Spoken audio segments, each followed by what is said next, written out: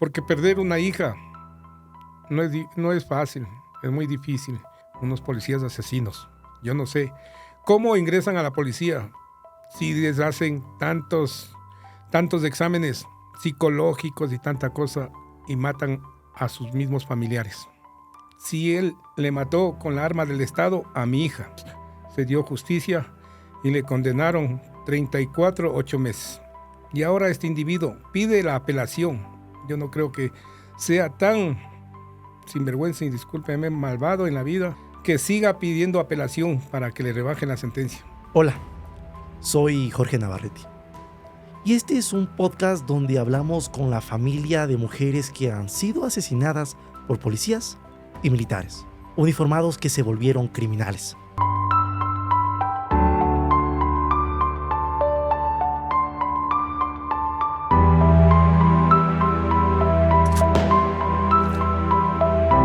Ya escuchamos cómo es la vida de una madre que perdió a su hija en manos de su esposo policía. Cómo vive un hijo sin su madre. Y hoy quiero conversar con un padre, similar a los diferentes casos. El padre de Caterine Singaña. ¿Te suena el nombre? Probablemente no. Déjame te cuento. Fue el 3 de mayo del 2023 cuando un ex policía, Jonathan Traves, un hombre extremadamente celoso, dejó su puesto de trabajo para ir a buscar a quien entonces era su pareja, Caterine Singaña. Discutieron, el ex policía sacó su arma y le propinó 3 disparos, quitándole la vida. Franklin Singaña hoy nos acompaña. Es su padre, quien ahora cuida a su nieto de 3 años, una víctima colateral de un criminal, de un ex policía. Franklin, quiero empezar esta entrevista, este podcast, solidarizándome, dándole un fuerte abrazo por la situación que ha pasado usted, similar al de miles de familias. Franklin, ¿cómo está su nieto? Mi nieto y a la vez mi hijo está todo bien. Está cuidado de mi esposa, de mí. Estamos tratando de educarle para que él salga adelante. Su hijo, su nieto, ahora usted se ha convertido en ese padre que él tal vez nunca más tendrá esa figura materna, esa figura paterna. Un niño que ha quedado bajo la tutela de unos abuelitos. Sí, es verdad, como usted dice, mi nieto ya no va a tener madre. Igual el papá que está sentenciado. Lo único que nosotros tenemos que tratarle de educar como fue mi hija. Bien educada, respetaba. Eso tratamos de hacerle con mi nieto. Fue exactamente en el 2023 cuando su vida empezó a cambiar. ¿Cómo fue el momento cuando se enteraron de ese momento que hasta ahora sé que a su familia le duele, le impacta? Nos avisó un señor oficial de la policía que mi hija fue baleada, pero nunca me imaginé que por su pareja. Cuando me enteré que era por la pareja, usted sabe que un dolor tan grande perder a una hija que recién comenzaba a vivir su vida. Pero así ha sido el destino, seguir luchando. Ahora me toca luchar es por mi nieto, sacarle adelante hasta cuando él sea un profesional en la vida. Cuando se enteró que su hija murió, ¿se imaginaba que esta persona, el padre de su nieto, era el causante de las desgracias que se vendrían a continuación? Sí, porque era una persona bien celosa. Mi hija ya cuando entró a su trabajo ya dependía de ella, ya que esta persona nunca le dio una estabilidad a mi hija, le supo mantener nunca, porque una persona que ha sabido estar endeudada en tanto dinero. Si algo he logrado notar a lo largo de estos capítulos de este podcast, es que estos policías criminales tenían una astucia para lograr mentir y tratar de sacar y no decir la verdad de cómo pasó. ¿Él qué les decía? ¿Cuál era la versión para que él no sea involucrado en este femicidio? Como usted dice, una persona astuta, él lo único que dice que es una balacera, un sicariato, ya que nosotros no tenemos enemigos de nadie. Mi hija le aborda en el trabajo y ahí es lo que le mata a mi hija. Con 3 disparos. Con 3 disparos, el fatal que le da en la cabeza. ¿Usted vio a su hija en el vehículo? No le vi en el vehículo. Yo llegué ya cuando mi hija fue trasladado al Pablo Arturo Suárez. ¿Cómo recibe una noticia un abuelito? O sea, súper mal, hecho pedazos. Hace rato no teníamos qué hacer, ni a dónde irnos. O sea, mi vida se destrozó ese momento. Porque, o sea, sinceramente, una hija buena, una hija que le cuidaba a la mamá, que le respetaba a la mamá, que salía con la mamá a donde sea, darse unas vueltas y todo eso. Ese vacío, hasta ahora la mamá no asimila. Yo seguí este caso personalmente como periodista. Yo estaba en su hogar y recuerdo que el dormitorio de Caterine estaba como ella lo dejó. A pesar de que están las cosas, se siente ese vacío en la casa.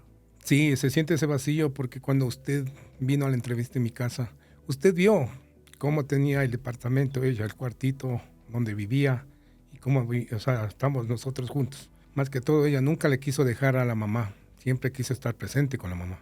¿Cómo era este ex cabo de la policía? ¿Cómo era él dentro de la familia?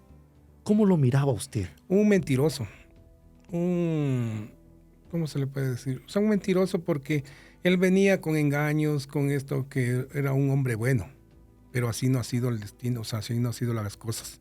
Cuando mi hija ya se acabó la relación, él vino a mentirnos que se va con el pase a Guayaquil, lo cual ha sido mentira, lo cual ha sido que él ha sido para controlarle a mi hija. Eso nos vino a decir. Y mi hija dijo, papi, yo ya no quiero saber nada. Entonces lo único que le dije, si ya no quiere saber nada, algún rato podrán retomar la relación. Entonces usted sabe que tiene que retirarse y yo me quedé hasta ahí tranquilo. No pude hacer nada más. Después en las audiencias usted miraba a Jonathan Traves. Lo miraba. ¿Cómo se sentía? ¿Cómo lo miraba? ¿Qué siente un padre al ver que adelante tiene al causante de que le quitó la vida a su hija, la madre a su nieto, le quitó una parte de su vida? ¿Cómo ve a ese criminal?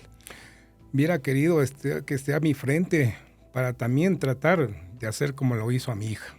Pero gracias a los señores abogados, gracias al señor fiscal que me detenían, me decían tranquilo, tiene por quién vivir ahora, tiene por quién luchar.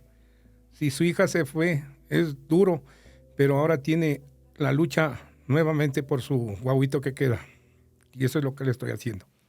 Me cuesta un poco también hablar porque se siente ese sentimiento.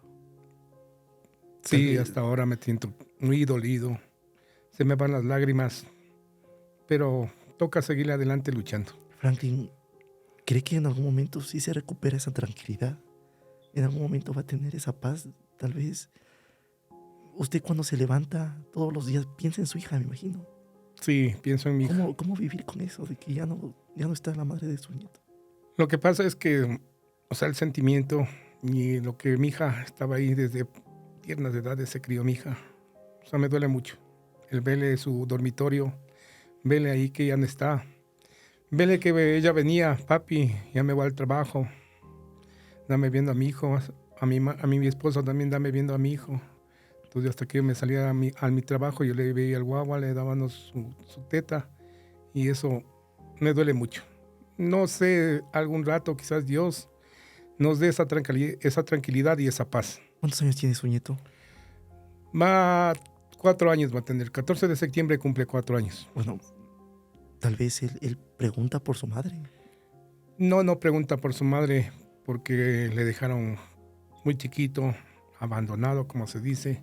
Más tarde preguntará por su madre, quién es su padre. Ahí va a ser más doloroso para nosotros. Conversarle la verdad, cómo ha sucedido, cómo ha pasado las cosas. ¿Cómo explicar a un nieto? Tal vez usted todavía no lo ha hecho porque bien lo indica. Él es muy pequeño. Hay otros casos en donde Elizabeth Otavalo, la madre de María Belén Bernal, incluso el hijo se iba enterando por lo que miraba en redes sociales. En algún momento, ¿cómo tomar la decisión de decirle, mira, pasó esto?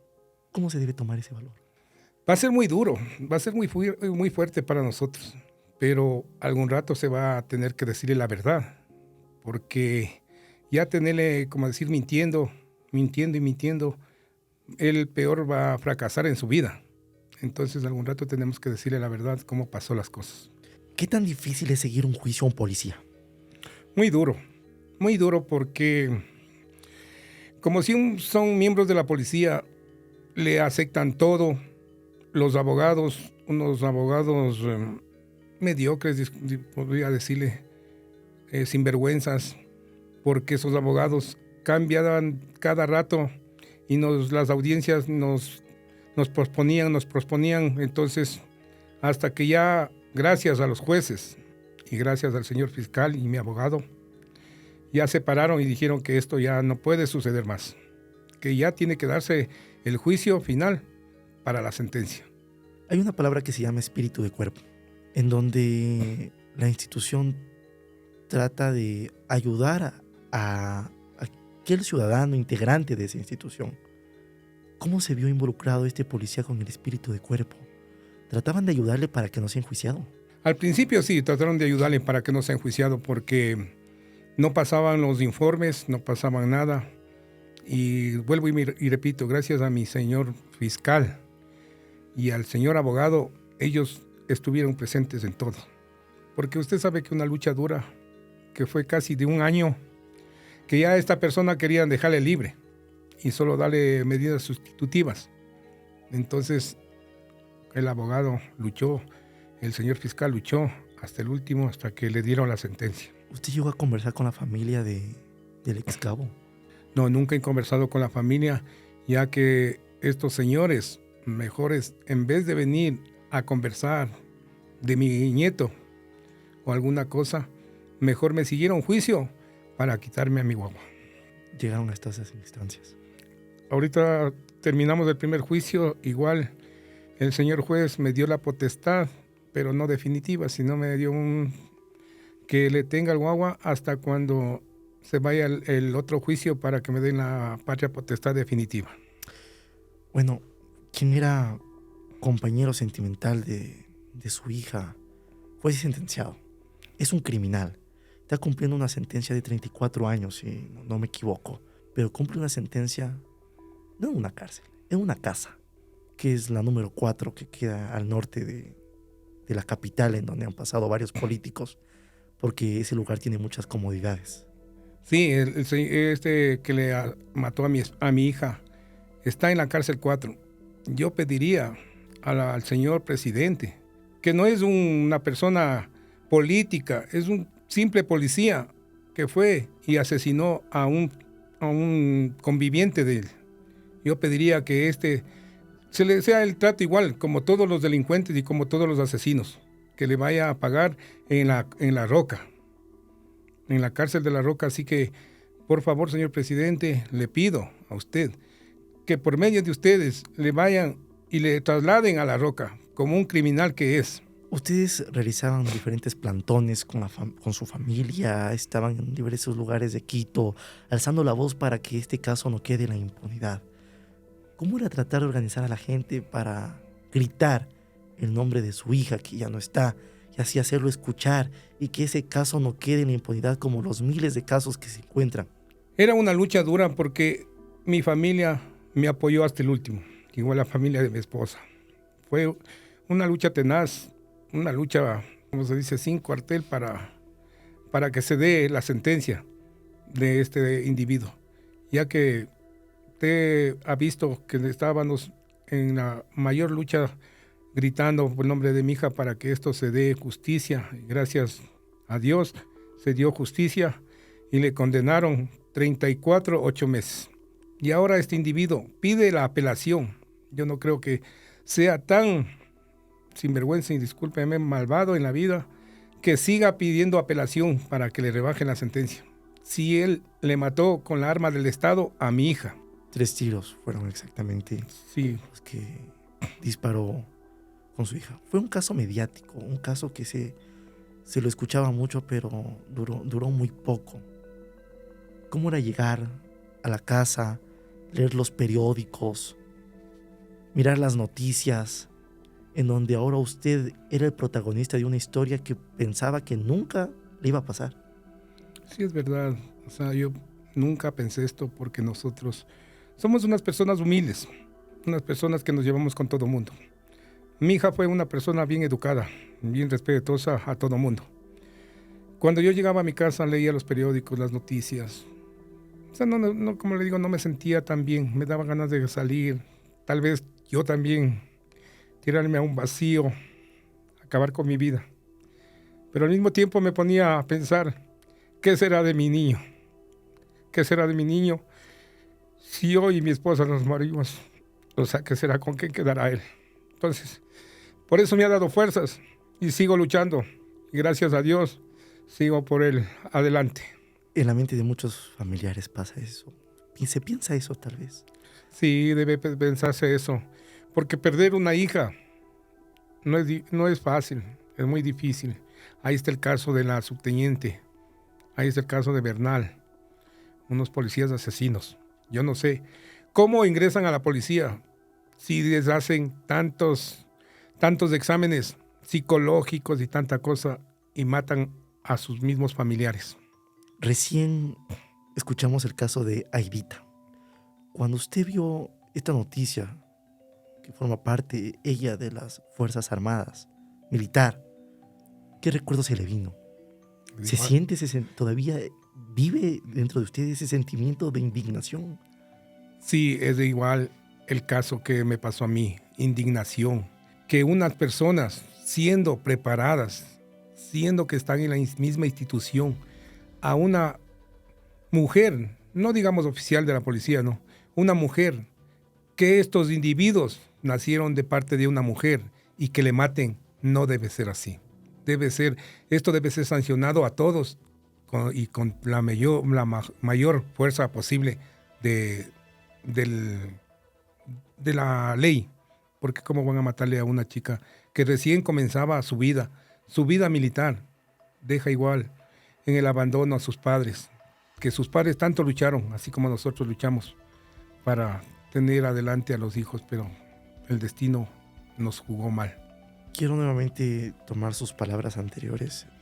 Esos momentos por los que pasan miles de familias ecuatorianas en donde les arrebatan a sus hijas, nadie se lo espera. Hoy están, mañana no pueden estar. Lastimosamente así pasa en Ecuador. Y sobre todo llama la atención porque son policías militares que juran defender a la patria, pero terminan acabando con la vida de sus propias parejas. Usted me decía que en algún momento pensaba en la muerte, porque si la muerte de su hija se llevó una parte de su vida. ¿Se fue ese pensamiento? Sí, es verdad. Yo tenía ganas de tirarme al barranco con el carro que yo manejo del Estado, porque es un dolor tan grande. Ya no verle a su hija en su casa haciendo bulla, haciendo un relajo, todo, merendando los tres que éramos con mi guaguito. Es un dolor muy fuerte, Como la psicóloga clínica me dijo, usted, papito, como padre, tiene que salir adelante, porque yo sé que es doloroso y usted cualquier rato quiere matarse. Era verdad, pero gracias a esta doctora clínica del municipio, del patronato, me ayudó bastante. Me dijo, papito, tiene que ser fuerte y no pensar esas cosas, porque usted tiene ahora un niño que le dejaron a su cuidado. Ya que se fue su hija de estar bien, pero si usted comete ese error, ¿quién va a pagar los platos rotos del niño? ¿Quién le va a dar al niño? Nadie le va a dar al niño. Entonces, eso usted como padre que ahora quedó, tiene que lucharle por el niño, ya que su hija no le va a ver nunca más. Solo habrá recuerdos en la vida, pero el que le va a dar la alegría después, cuando esté ya grandecito, es el niño. Su nieto se convirtió en su motor de vida. Sí, es verdad. Mi nieto se convirtió, tanto para mí, tanto para mi esposa, en el motor de vida de los dos. ¿Cómo era ver a su esposa? ¿Cómo era tratar de sacar esa fortaleza donde no había para tratar de mantener el hogar aún en pie? Lo único que yo le decía a mi esposa, seremos fuertes y vamos a ser fuertes los dos, porque tenemos ahorita un niño que nos dejó mi hija. Un pedazo de mi hija. Se me fue un pedazo de mí también, mi hija, pero quedó un pedacito de mi hija, de un recuerdo en la vida que nos dejó. Y eso es lo que nos ha dado fuerzas a los dos. Mi esposa también está bien fuerte, bien dura, permanente en sus cosas, tanto como yo, y yo le dije a mi esposo, vamos a salir los dos adelante para sacarle adelante a mi niño. Ya cuando él tenga su uso de razón, quisiera que Dios me lleve ya. Quiero ir terminando y con unas dos últimas preguntas. ¿Qué piensa de la policía hoy en día? Discúlpeme, la policía es una policía mediocre, que no debe ser policía, porque ellos tapan a los asesinos que son, tapan a las personas que son humildes. Quisieron que él salga libre y habiendo todas las evidencias en contra de este señor, querían que salga libre. Eso no puede ser la policía, debe ser unas personas o unos comandantes que deben decir, sabe que esto se da y esto se tiene que seguir el juicio. Este podcast va a quedar grabado por años. Lo va a escuchar miles de personas. No quiero que usted hable a las familias, sino me gustaría que usted hable a su nieto. Que piense que su nieto va a escuchar esto. Y en pocas palabras, ¿qué le dijera? Lo único que le dijera que mi hijo siga adelante, esté como esté ahorita, siga adelante y nosotros te seguiremos del apoyo. Ya que tú en la vida ya no tienes madre, peor un padre que ha sido un sinvergüenza en la vida, que le quitó la vida a tu madre.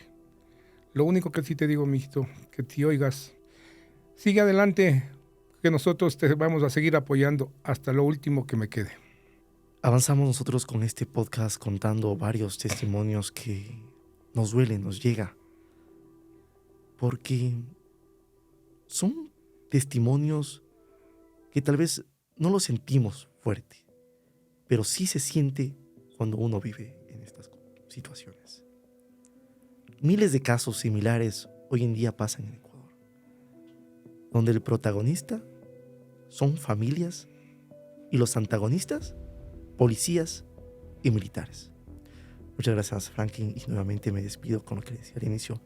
Me solidarizo con usted y con las miles de familias. Tiene un motor en su vida que es su nieto. Muchas gracias. Yo les agradezco a ustedes por la entrevista y a los familiares de la subteniente que le mataron. Siga adelante porque la lucha es dura, difícil. Yo pasé por esto y sigo pasando. Muy dura la lucha y ahora tengo en el 21 de octubre tengo la apelación de este individuo que quiere apelar que le rebajen la condena. Eso no puede ser posible, ya que cuando le sentenciaron, todos los elementos le culpaban a este individuo. Por eso le dieron 34 8 meses. Y yo quisiera que, como vuelvo y repito, el señor presidente se manifieste y vea estos casos y les mande a La Roca, ya no estar en la cárcel 4, porque es un privilegio de la cárcel 4. Ellos tienen que estar como un asesino en la cárcel La Roca. Muchas gracias por su entrevista y Dios le pague. Estamos para todo, que nos dio una mano a usted y amablemente nos sigue ayudando. Gracias. A usted.